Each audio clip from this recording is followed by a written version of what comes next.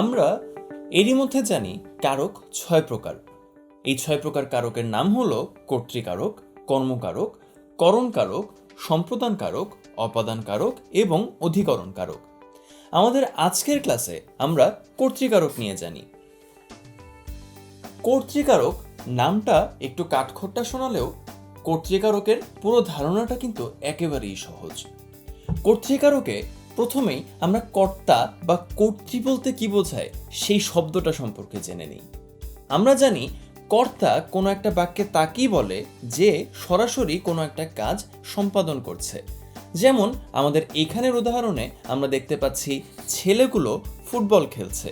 এখানে কর্তা বা কর্তৃ কে? এখানে খুব সহজ উত্তর হচ্ছে ছেলেগুলো।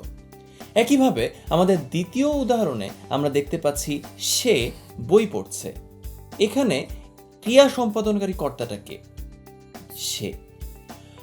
এভাবেই কর্তৃকারক বা কর্তাকারকের জন্ম। বাক্যে যে বিশেষ্য বা সর্বনাম পদ ক্রিয়া সম্পাদন করে তাকে আমরা কর্তৃকারক বলি। অর্থাৎ এতক্ষণ যে আমরা উদাহরণ দুটো দেখেছি সেই উদাহরণ দুটোতেই আজকে কর্তা বা কর্তৃ এই শব্দটি লুকিয়ে রয়েছে। যখন আমরা বলছি ছেলেগুলো ফুটবল খেলছে তখন আমরা বুঝতেই পারছি এই ছেলেগুলো একেই আমরা কর্তৃকারক বলে অভিহিত করছি। একইভাবে যখন আমরা বলছি সে বই পড়ছে তখন আমরা বুঝতেই পারছি যে এখানে সে এই শব্দটি কর্তৃকারক। এখন আমরা কর্তার বিভিন্ন প্রকারভেদ সম্পর্কে জেনে কর্তৃকারকের আজকের ক্লাসের ইতি টানব। কর্তৃকারকের প্রকারভেদ। খুব স্বাভাবিকভাবেই আমরা আমাদের দৈনন্দিন জীবনের বিভিন্ন ক্ষেত্রে যে কর্তা বা কর্তৃদের দেখতে পাই সেই কর্তা আজকে বিভিন্ন ভার্সানে বা বিভিন্ন প্রকারে ব্যবহার করা হয়ে থাকে। সেগুলোকেই আমরা যদি ব্যাকরণিক দৃষ্টিকোণ থেকে বিভিন্ন শ্রেণী বিভাগে ভাগ করি, আমাদের সামনে আসবে মুখ্য কর্তা, প্রযোজক কর্তা, প্রযোজ্য কর্তা এবং ব্যতিহার কর্তা। মুখ্য কর্তা জিনিসটা কি? মুখ্য কর্তা হচ্ছে যখন আমরা দেখতে পাই সরাসরি কোনো একজন কর্তা কোনো একটা কাজ সম্পাদন করছে। আমাদের প্রথম উদাহরণেই ছিল ছেলেগুলো ফুটবল খেলছে। সুতরাং এখান থেকে আমরা বুঝতে পারছি তারা সরাসরি কোনো একটা কাজ সম্পাদন করছে। সুতরাং এখানে তারাই মুখ্য কর্তা। আমাদের পরে যে দুটো প্রকারভেদ রয়েছে সেই দুটো প্রকারভেদকে আমরা একটি বাক্য দিয়েই তৈরি করে নিতে পারি। যেমন আমাদের সামনে একটি বাক্য রয়েছে, শিক্ষক ছাত্রদের ব্যাকরণ পড়াচ্ছেন।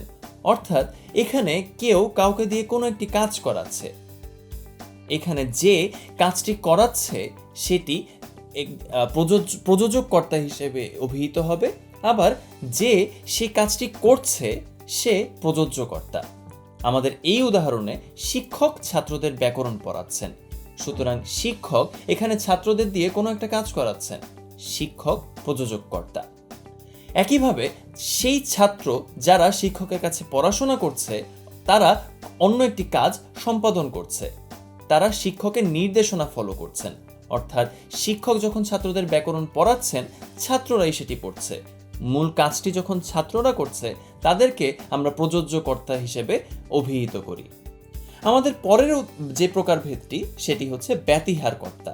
ব্যতিহার মানে একের অধিক অথবা দুই। ব্যতিহার কর্তা বলতে বোঝানো হয় যখন দুজন কর্তা একই কাজ সম্পাদন করে। আমাদের সামনে একটি উপমা বাক্য উপস্থাপিত হতে পারে, সেটি হচ্ছে বাঘে মহিষে এক ঘাটে জল খায়। এখানে বাঘ এবং মহিষ দুটো কর্তা রয়েছে এবং তারা একই কাজ সম্পাদন করছে একই জায়গায় বসে। সুতরাং এখানে বাঘ এবং মহিষ দুটোকে আমরা বলছি ব্যতিহার কর্তা। সুতরাং কর্তৃকারকের এই চারটি প্রকারভেদ থেকে আমরা বুঝতে পারছি আমাদের যে বাক্যগুলো আমরা সবসময় ব্যবহার করে থাকি সেই বাক্যগুলোর মধ্যেই এই কর্তা বা কর্তৃকারক লুকিয়ে রয়েছে। সেগুলো আমাদের দৈনন্দিন জীবনে ব্যবহার করা বিশেষ্য বা সর্বনাম পদগুলোরই আরেকটা নাম, অর্থাৎ ব্যাকরণিক দৃষ্টিকোণ থেকে আমরা এই নামগুলো ব্যবহার করে থাকি।